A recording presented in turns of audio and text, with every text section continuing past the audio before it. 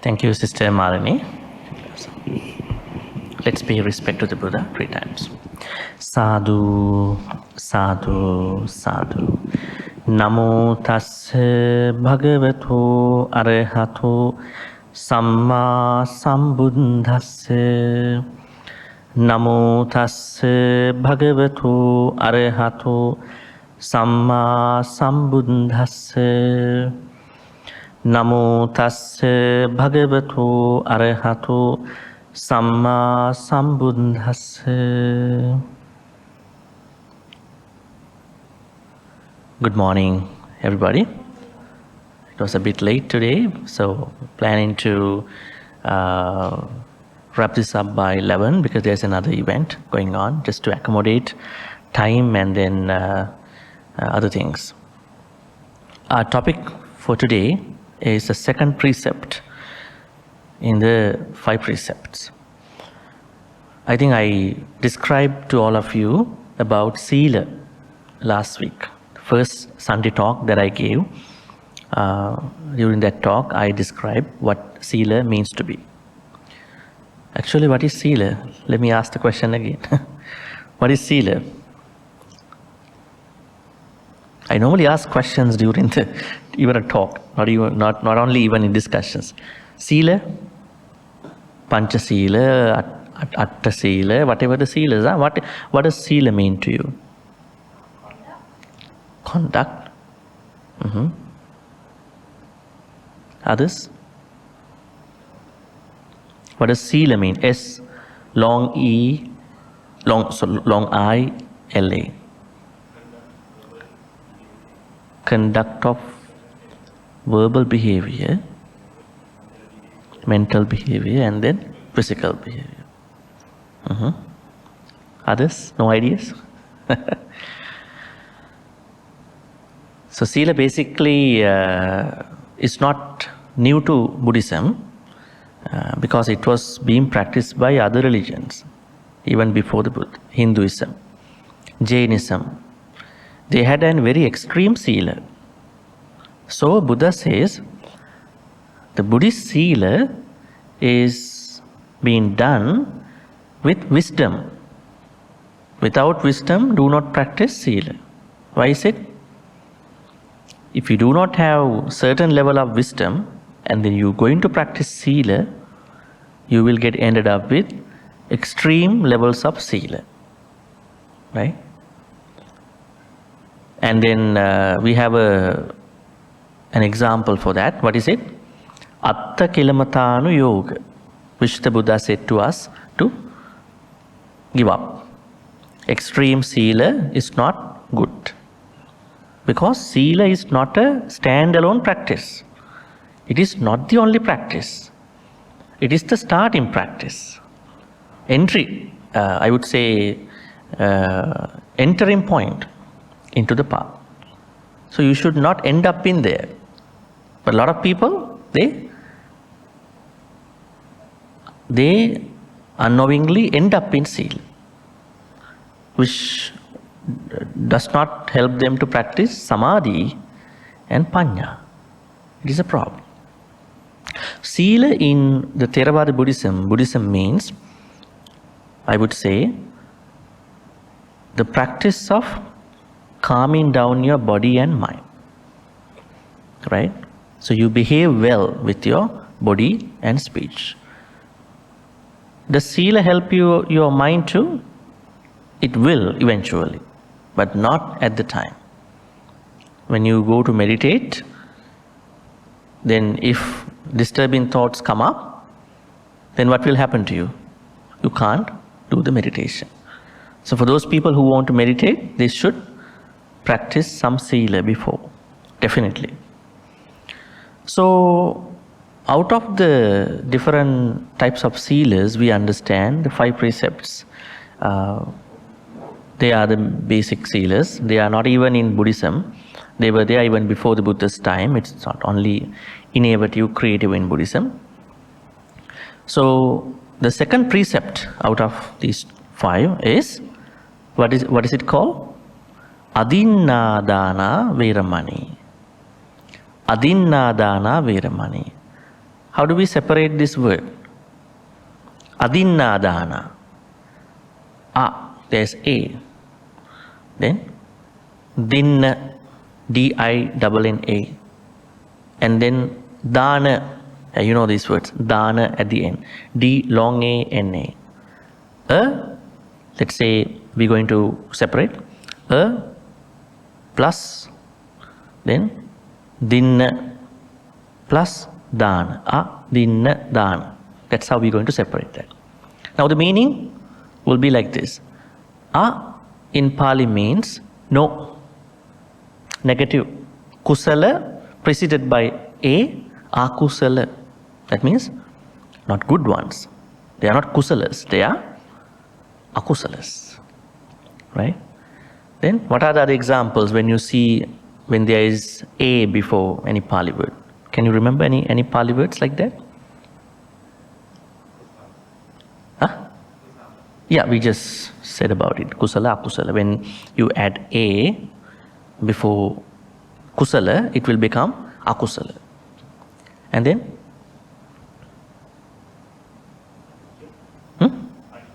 Anicca, very wonderful words. Nicca is permanent. Nicca, which is preceded by A, anicca, impermanent. Good example. What else?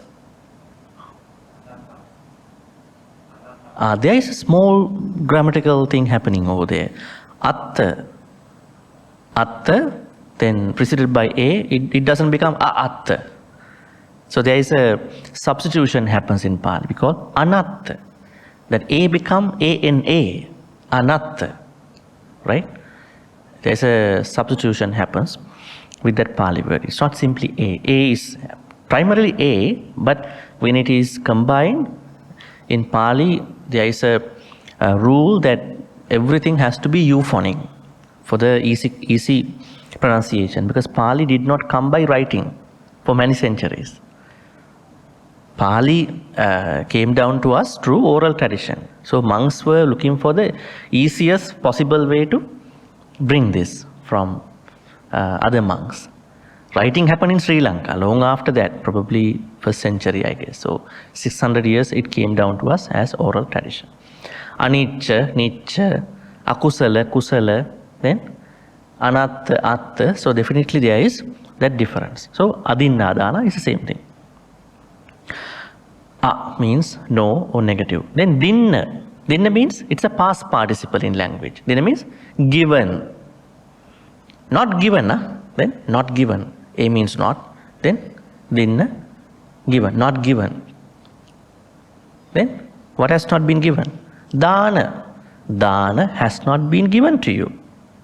That means somebody has not given that particular item, thing to you.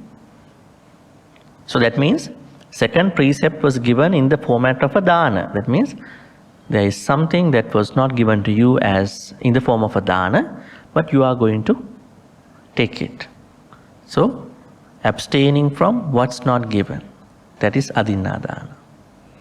Bigger meaning is bigger. We have to talk about the bigger meaning, not just the rule-based one.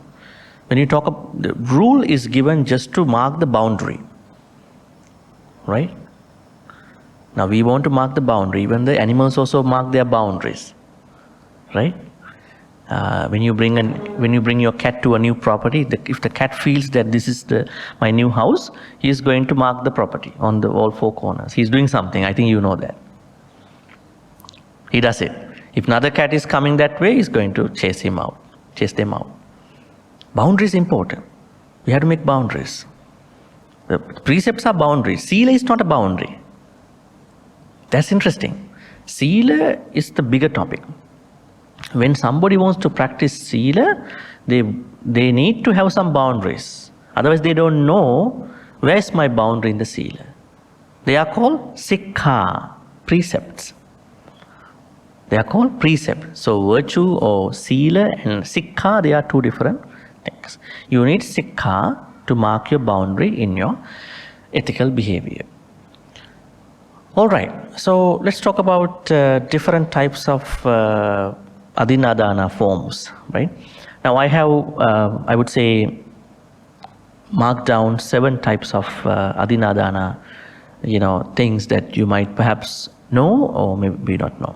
The first one is the most blatant type of Adinnadana, involving threats of force, I would say daylight robberies, extortion, purse snatching, kidnapping. These are actually very blatant type of, very forceful type of Adinnadana, which happens everywhere in the world, more or less, right?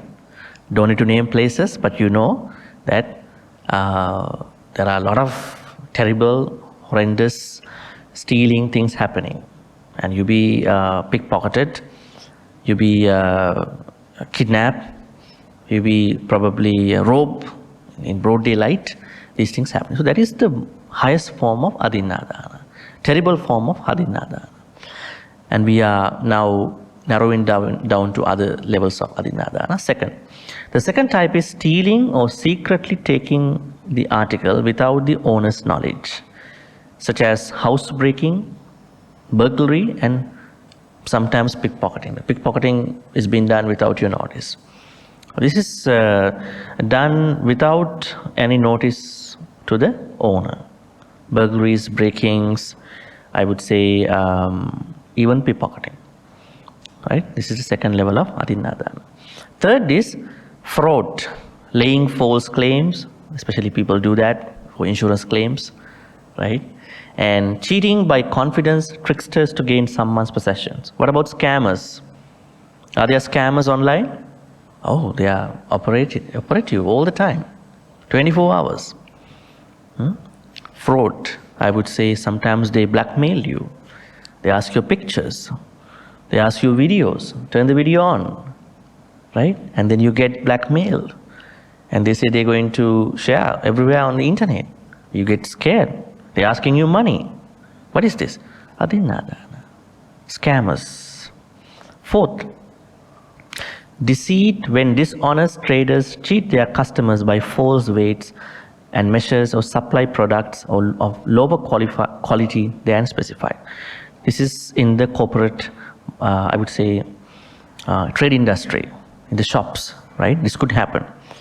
Probably they say different things. They say this is a good product, but it is not, by quantity and by quality, right? So that is another type of Adinnadana. Because people pay for that product, right? And they say this is natural product. This is Ayurvedic product, right? This is used by those people. This has been in somewhere you can't even get access to. This is from Himalayas. Huh? Oh, really? This was used by Buddha and those arahants too sometimes, So people get overwhelmed. Okay, I'm going to buy it. Fourth one. The fifth one is forgery, when people pass counterfeit money as real or self-counterfeit gold and jewelry. Money, fake money. Even sometimes digitized money like bitcoins, crypto, and those things. People show a different picture, but it's not a reliable market sometimes.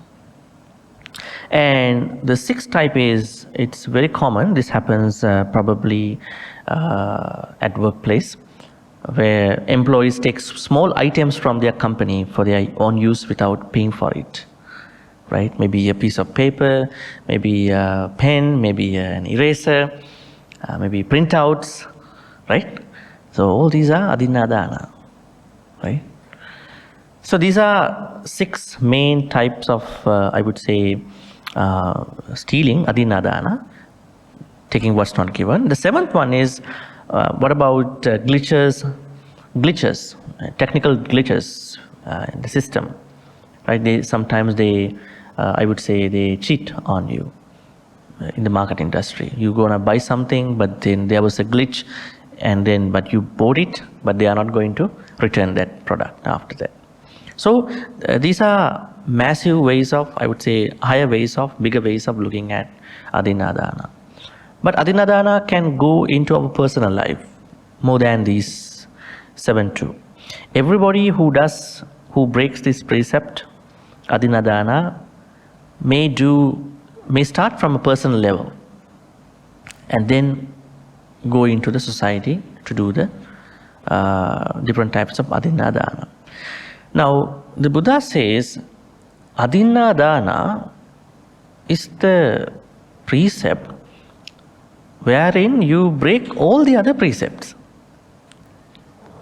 Now, Panatipata, when you, let's say you break the first precept, it does not have a lot of bearing on other precepts. It might not have, yes, it has Adinnadana because you kill someone that is not belong to you. And especially if that person is related to you, you cannot do it because life is belong to that person.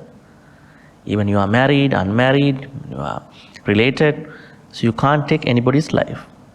And it could be from Kamasumichachara to misbehaving. And then you may lie to the law enforcement, and you may kill somebody out of Surameri. But if you see Adinnadana, it directly relates to the rest of the precepts. How? When you break the first precept, when you kill someone, exactly it is Adinnadana. It's not, he or she is not yours. That being is not yours. Even you think that it's yours, or he or she is yours, but we know every being is belong to that particular being, sentient being. Then Adinnadana. Kamasumichachara is definitely we are running into unnecessary pleasures. There are necessary pleasures. Buddhism is not a teaching that prohibits people of enjoying the right pleasures. I think some of the speakers, they misunderstand and they propagate this idea. You have to get away from all karmas. You can't do that. It's not going to work too. Even we have Dhamma karma. We have karma for Dhamma also, right? Learn Dhamma, right?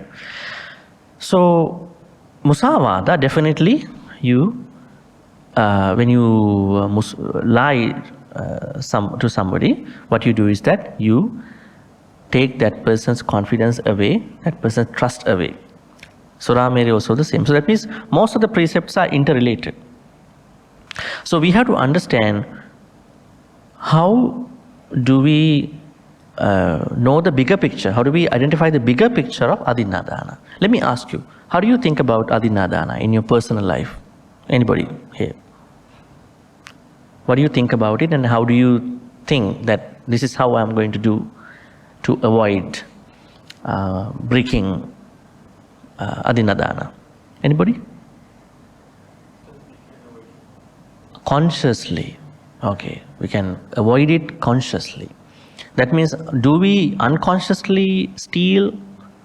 Sometimes. Non-intent stealing. Let's talk about it a little bit. Interesting, huh? What are the examples that you may think about? Non-intent stealing. Non-intent Adinnadana. Let's say you are using other person's, I would say, utilities, right? It's not yours. You're not paying the bills. But you are not concerned about the waste sometime. Let's say you are not concerned about, the what do you call, unnecessary use of electricity, probably power, yeah, probably water, right? So you are concerned because when you misuse it, you are letting somebody to pay that you are not going to pay for it. That means you are letting someone to pay for it. That money is not yours, right? So that is one small example. So if you are under somebody, then you have to be very concerned about that I'm not taking that person's money. Other than the stipulated, discussed level of that thing. That's a very conscious way. One of the very conscious ways to think about Adinnadana in your personal life. What else? Do you sometimes take other people's stuff accidentally? Now, consciousness is very important. Let's say,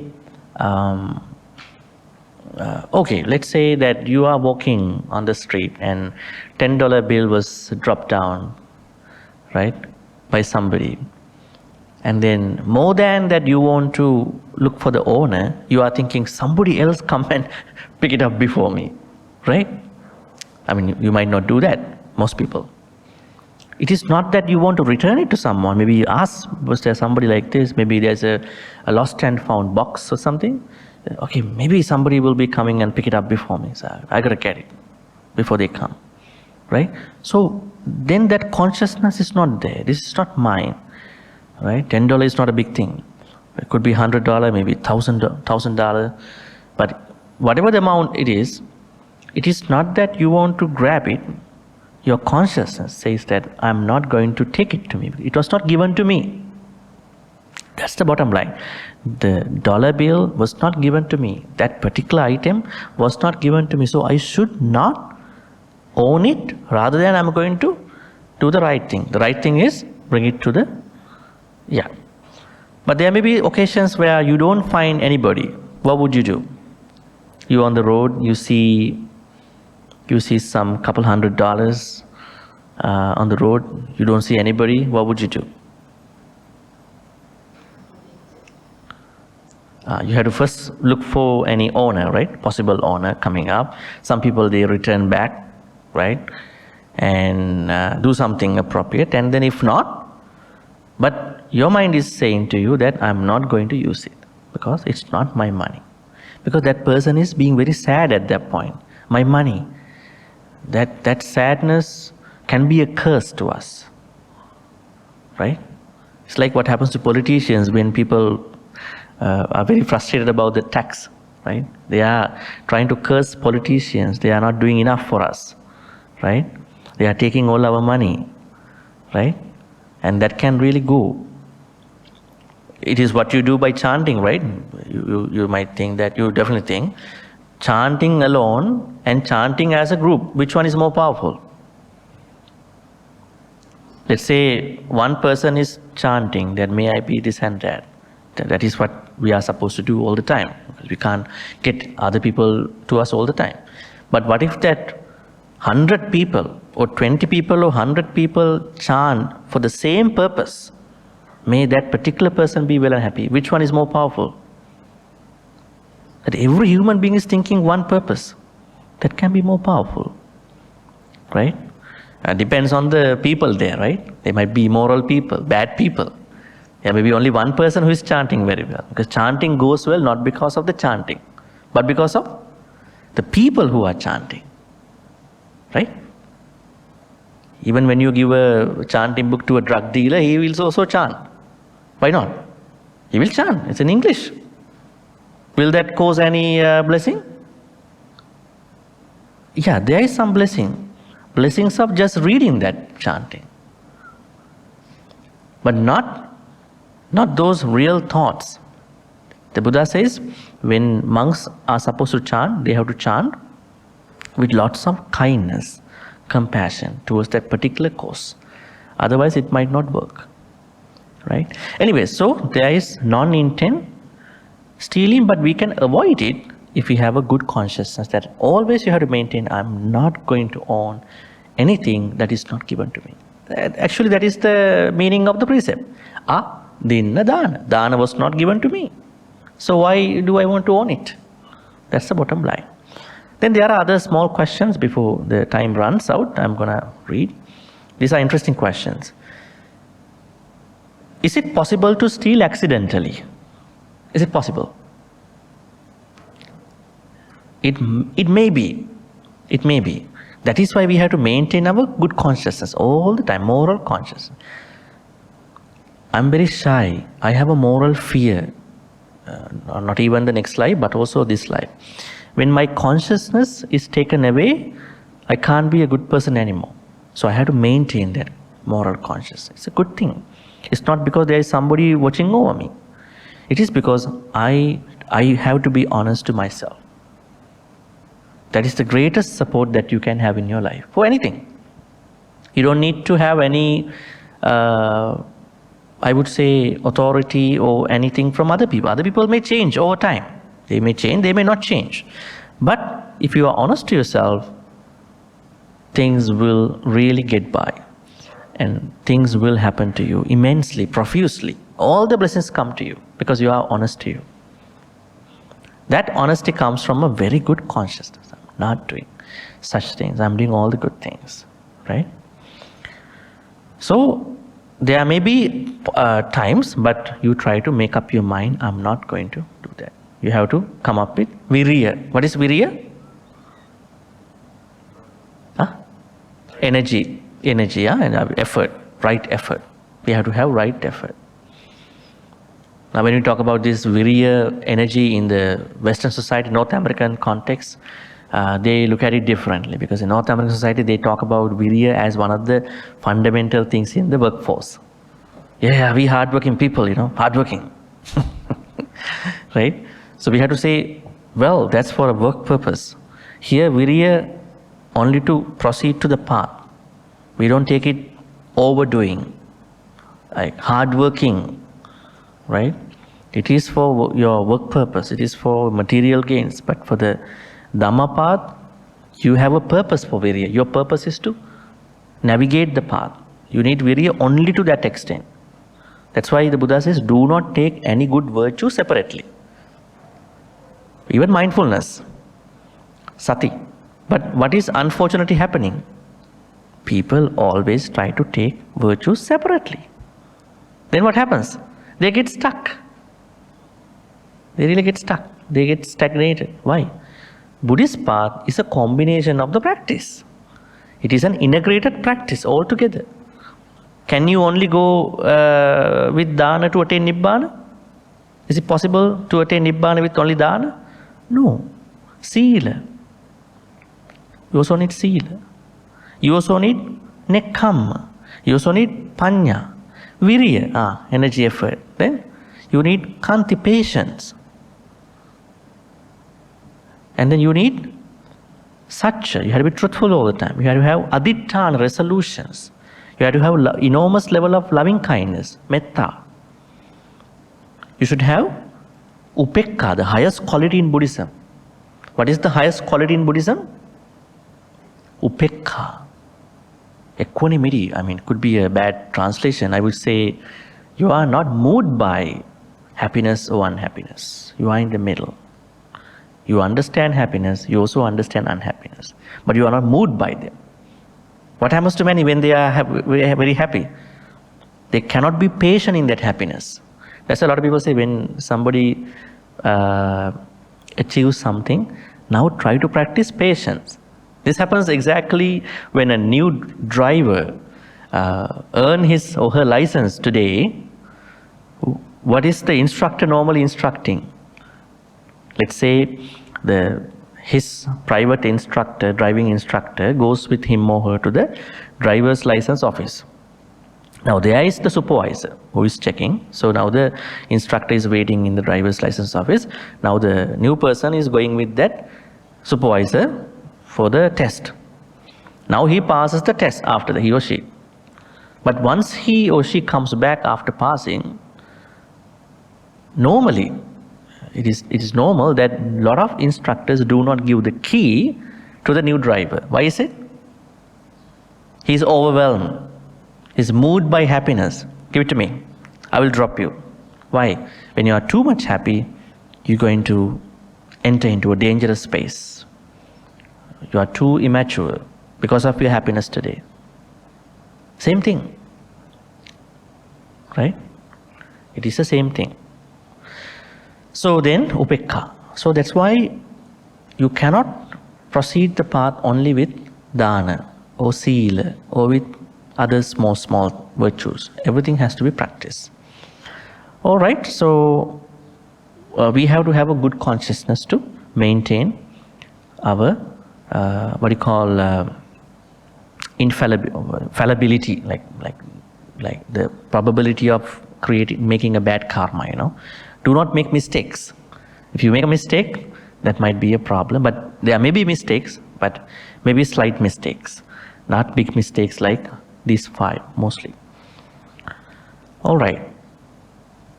Another question is, why do we get a thought of stealing? It is because we have not developed our mind. Right? Some people always get thoughts of stealing, right? Why is it?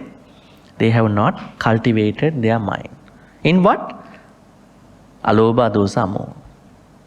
Dana, metta, then panya. Where have they developed their mind a lot? Lobha, dosa, moha. So they come up with lots of stealing thoughts. So that means you have to always develop alobha, dana thoughts, adosa and amoha thoughts. Because when you develop dana thoughts, can you go and take other people's dana? You cannot. You can't do that. All right. So, well, any questions from your side about Adinnadana, second precept? Yeah, please. That's a very interesting question, and we have to look at it both the Buddhism side and the legal side. Now, one of the courts in Italy, I think 4 years ago, there was a case. A poor person stole some amount of food, maybe a tin of sardine and a couple of things from a supermarket. Then he was, I think, detained till the case is going to be finalized. Then the judge said, it is okay. So poor people, it doesn't say poor people can steal, but this kind of a situation says a humanitarian thing, that he stole only some amount of, little amount of milk cartoon, and then tin of sardine, some stuff. Well, I mean, here's the thing. I think then we go back to the society, the welfare of the society. The Buddha says in many suttas, the governments always have to take care of the poor people, right? And this is the case. So when they are not being taken care of very well, there is a flip side. Crimes can happen from their side, right? Because you can't go and feed everybody, right? We all cannot go and feed all these poor people, right? But they have to survive also. Sometimes most of the crimes that we see, they come from these people, right? If you see some of the countries where the criminals are operating a lot, they may be for the poverty. So poverty is not being taken care. Probably some of the politicians think when people are poor, they listen to them very well. They can cheat on people, right? But they have enormous expenses towards other things, unnecessary projects, right? So I think in that case, a good idea is to tell those people who govern the countries to think about welfare, because Buddha said that. The Buddha said in a sutta called Kuta Danta. I always tell that in some of the places. There is a question somebody asked from the Buddha, how to minimize crimes in a country. Then the Buddha said, you need to make people economical in the country. How to do that?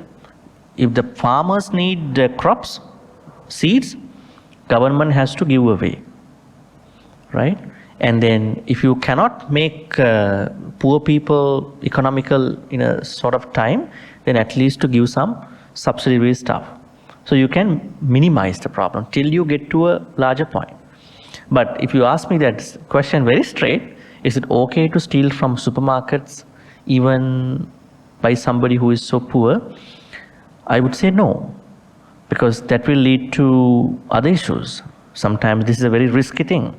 He or she might be assaulted by the supermarket people.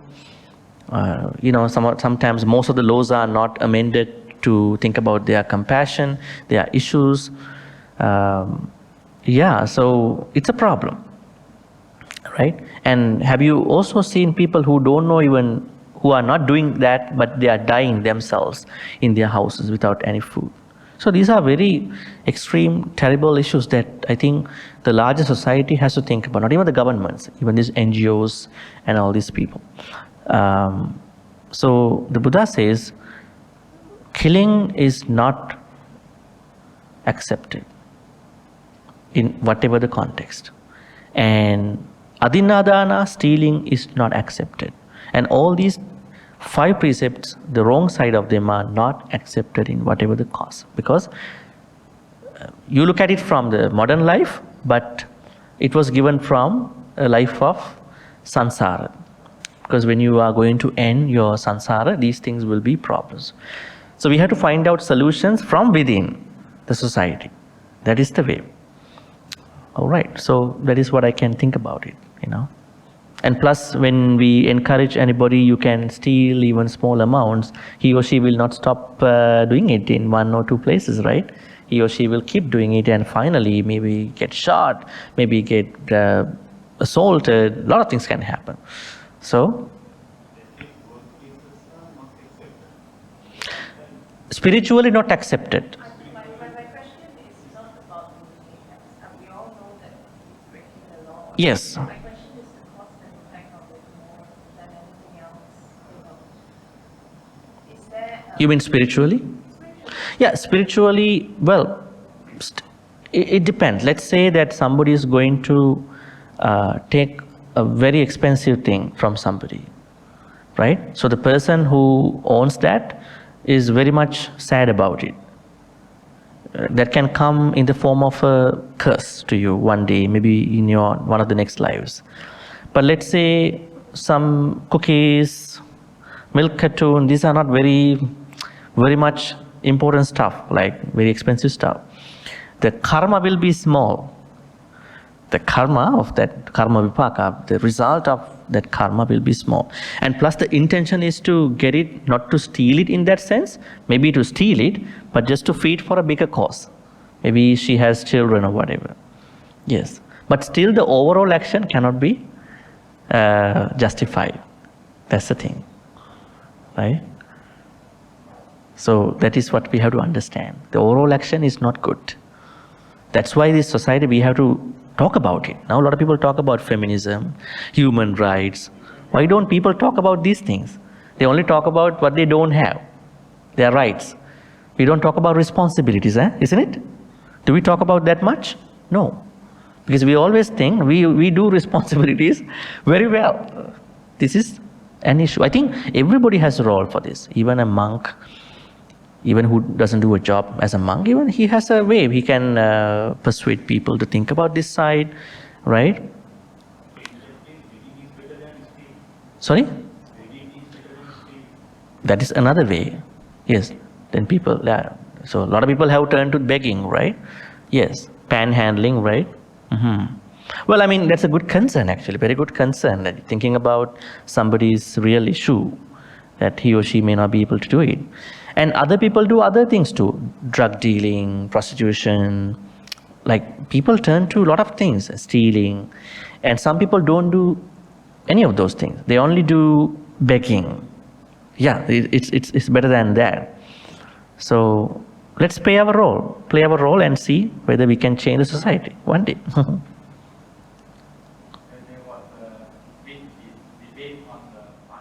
Yes, there are a lot of such stories. I would say we as Buddhists, we are talking as Buddhists, we have to develop a consciousness where we do not possess other people's stuff. And there are issues, there may be some exceptions, but none of the exceptions should break the precept. I would say break that boundary, I would say. That boundary should not be broken because it is not good. Somebody is to suffer. Let's say even that poor person is going to steal something every day, then what will happen to that owner of the shop? He will be in trouble, she will be in trouble too, right? They are just going in a profit margin, right? In a very minimal profit margin. And he won't be able to pay the salaries of the employees over there, and then a lot of things can happen. But if everybody is going to do the same thing, everywhere across the country, how come the food chain, supermarkets, shops going to survive? It's going to be a big problem. So I think that idea, even though it's a very compassionate way that was coming out, but there are issues. If you go to Philippines, I think these young kids, they are always coming to supermarkets. If you go to Mexico, you see that parents want to migrate, looking for asylum in the US, and they send in their kids to the boundary, to the border. So the immigration and the police cannot do anything, rather than because they are bounded by laws. So people misuse, in the name of poverty and compassion. So we have to look at all these things too, and then to make a happy place for everybody, right? Looking at all these small things. All right, so Adinnadana, we already talked about different aspects, and our idea, not my personal idea, the Buddhist idea is that never ever take other people's stuff. What if that there's a married couple, somebody is going to make a connection to the man or the wife, and then they are going to separate at a certain point. They are a good couple. They had no problems too. And then what will happen? This will also lead to Adinnadana. I mean, in the next life, your marriage will be broken. Because you took other person's dearly person. So all they come after us. Right? So I think it is very interesting to look at it from a bigger picture, not like you go and then take somebody's stuff. Look at it from a very bigger picture, not just limiting to the literal meaning of Adinnadana. Right? It may be public things, it may be other people's stuff, it may be my thinking. What about academic stuff? You copy somebody's information, you paste like yours. Plagiarism. Huh? Now they are tracking, but some people still keep doing that. So it is also Adinnadana. Right? Alright, so if stealing has become a habit to somebody, think about that habit comes from a grip of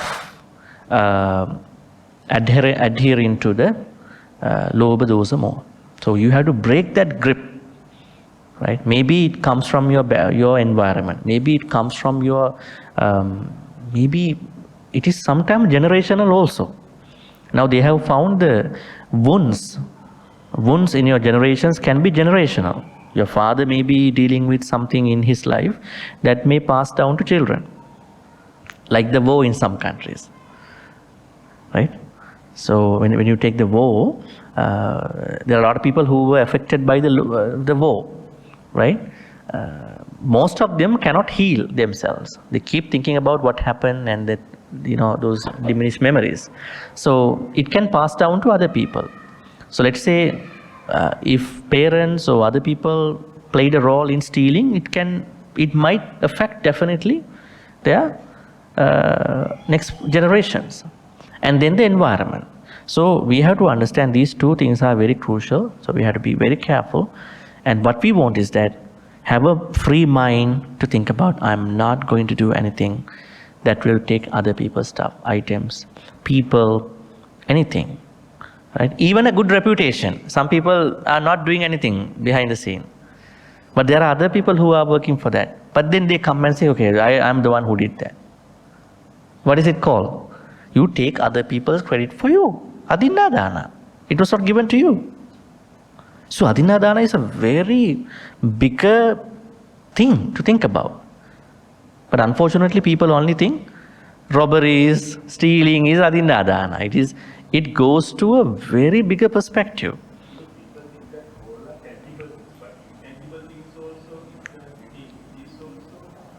Yes, because in Buddhism, karma is mental.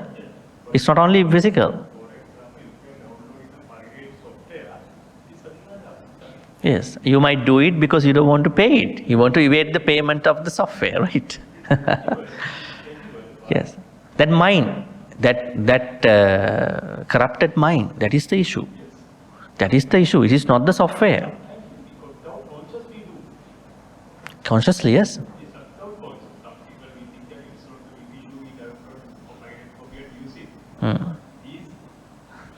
Even sometimes when people look for gossiping, they want to look at what are they doing. Unnecessary stuff. They were not given to you. You are breaching their privacy. Anything that you are breaching other people's privacy can be a sort of Adinnadana. It is mental because you don't need those information of other people, right? If you know all these aspects, the bigger aspects of Adinnadana, you will be a very peaceful person. But unfortunately, people do all these things and then go for a retreat thinking that I will get the peace. How you get the peace? Just by sitting down only. No, it is an ongoing journey. That ongoing journey starts from your house, from you. Whatever you do, you have to do with a moral consciousness. Otherwise, things really will going to be not working for you.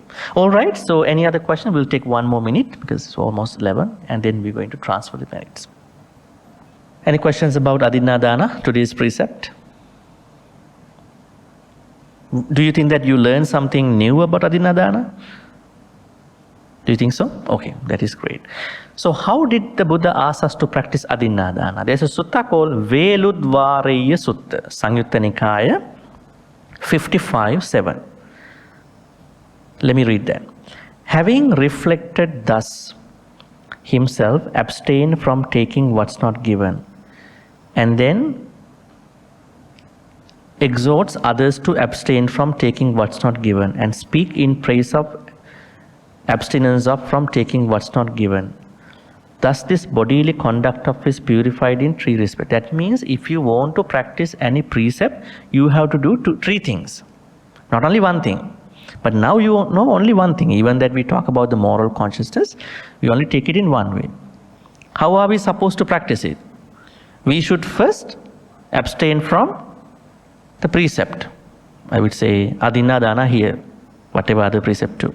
Second, if we can, we're going to persuade our nearby people, close people, our friends, families, if it is okay. Sometimes people don't accept what you say. We have to do that too, an impact. Third is, you are always talking about the importance of not stealing. Then only your precept going to be complete. Sangyutta Nikaya 55:7 Veludvara Sutta. That is a very good approach. So my advice to you is that do not try to advise people, because people don't like other people's advices in the first place.